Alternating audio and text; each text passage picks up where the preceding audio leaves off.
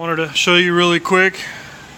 Had to split the cab on this diesel, and I'm gonna have Jeremy kind of let us know what's gonna be done. It's a lot easier for these guys to work on these diesels once you pull the cab out. Get you a little walk around here.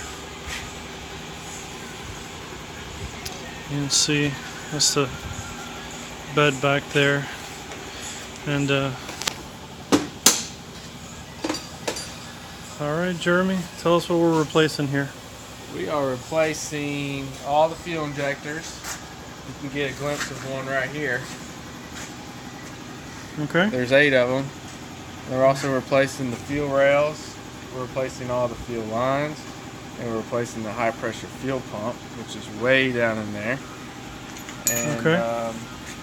We're going to flush out the complete fuel system.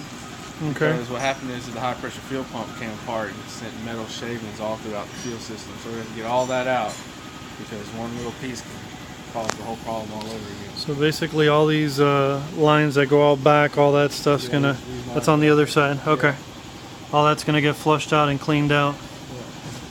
Yeah. Okay.